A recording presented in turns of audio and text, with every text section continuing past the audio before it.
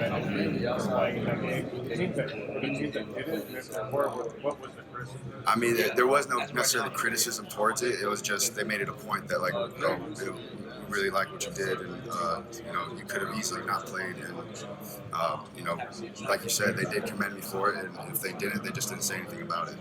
What kind of questions are teams like the Steelers asking you in this interview? They just wanted to get to know me at first. I mean, the football, they said the football stuff's going to come later, but they just really wanted to get what type of person I am. Matt, the comparables. Briefly, yeah.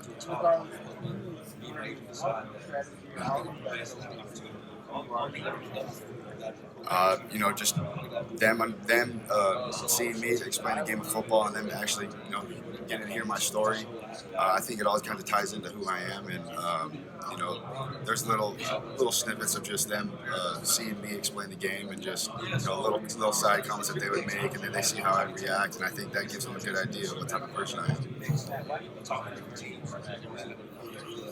I just know what separates myself is my leadership. Obviously, my physical ability is my arm talent, but me having the understanding of X's and O's and understanding that, protections, and I think that's what separates me. But what really separates me is my ability to lead a team. Like, I understand what it means to be vulnerable around the people who don't necessarily want to be vulnerable. I was one of those guys who didn't want to talk about emotion. And that's just how it was. That's just how I was. I never talked about, if I was crying, I was like, stop crying. That's just, I was raised with two older brothers, and it was like toughen up type of thing. And there was a lot of players on my team who weren't necessarily comfortable with talking about their issues, and them seeing me be vulnerable made them feel more comfortable, and having that understanding of what I want to get out of this and what they want to get out of it, and us being on the same page. I think that's a huge thing. And then taking care of the life stuff, when that's taken care of, I feel like football takes care of itself. And I mean, that's what we saw at 21. We weren't the best team, we weren't the most talented team, but we played the best together, and I think that was a big part of it. Now, what's an example of being vulnerable in a locker room? What is it like? Have you talked to the Steelers yet, or Mike Tomlin, or Doug during the board meeting, or do you anticipate talking to them in the future this week? Yeah, I spoke to them. I want to say my first day here. Definitely a great group of guys, and I'd love to be part of that organization for sure. Are there any current quarterbacks in the NFL right now?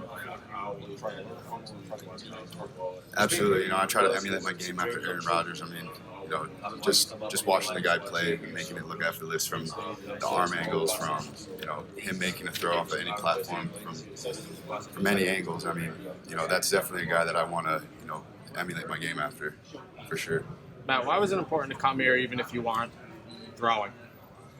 Teams need to know that I understand the game of football, and I wanted to make it a point, and it's definitely something that I wanted to show that they knew the ability that I had in my head, not only in my physical ability but mental as well. How much like competitive you are? Is it kind of like you're one pro? No, absolutely. This has been my dream ever since I started playing football. I'm here with one of the best of the best, and now I'm not able to perform physically, but I definitely could show the teams what I know mentally, and yeah, it does absolutely kill me, but I'm itching to get back out there, and like I said, I've been. About 2.5 weeks ago, I started throwing and running with no pain, and I just thought it'd be smart just to sit out, and if I wanted to put my best foot forward, just wait until my pro day. What's kind of the timeline that you're expecting to get back on? Oh no, I am throwing at 100% right now. Like I said, I just started taking dropbacks 2.5 weeks ago when I started feeling no pain. Before then, I was just throwing from spots and not taking any dropbacks. What exactly did happen to your injury? What exactly did happen to the ball? It was just a high ankle sprain. There was no breaks, no tears. The doctor said 6 to 8 weeks. And thankfully, at around 6 weeks, that's when I started to feel 100%. How much do you think it blades off of those concepts can carry over to the NFL? There's actually a few concepts that are very similar that a lot of teams would draw up for me. There's quite a few, honestly, and I think it only helps me from moving forward, definitely. Matt, could you detail your processing growth as a passer from 2020 to 2021, more specifically your cut down into turnovers, from 2020 to 2021 and what you saw, what you worked on in that offseason to make you a more efficient passer this year? Yeah, absolutely. So, I mean, it was really just understanding the defenses, understanding, drop eight and what teams are trying to accomplish in drop eight. Because, as we all know, after that Arkansas game in 20, that everyone started doing, drop eight to us, and they just want to take away the big play. And understanding that, just taking what the defense gives you, jarring up the defense, drawing up our concepts. Okay, where is the ball going in this defense against this concept, and just rep after rep, and understanding where the ball's going in every concept. You kind of have an idea when you get out there and you see it. So that definitely helped from 20 to 21. Matt, do you think being in such Yeah, it's definitely a competition. How does that inspire you? Just growing up with those guys and throughout the high school process and seeing them is definitely inspiration. As we all know, every single one of us wants to be an immediate impact, and all I can do is just work as hard as I can and hope for the best. Matt, what do you like about this season? Like stepping into the replacing a Hall of Fame? Absolutely. Like who wouldn't want to step in after a Hall of Fame quarterback? You know what I mean? It's definitely a blessing just to be considered. That a team wants you after having such a quarterback like Ben Roethlisberger.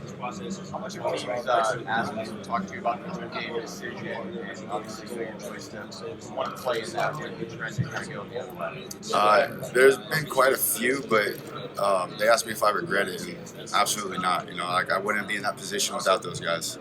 And I never thought about opting out until teammates came up to me asking if I was going to play or not. Like, it was never a thought in my mind. Like, I was going to play regardless. And then my teammates started coming up to me, I want to say, like, around the Egg Bowl. And our bowl game was later on. We didn't even know who we were playing. They were just asking me if I was playing in the bowl game. And that's when I really had to just make it a point to, address the team, saying that, I'm all in. Like, I would not be in this position if it wasn't them. And I took big pride of, being their leader. Do NFL teams kind of commend you for that when you beat with them? Some of them do, yes, absolutely.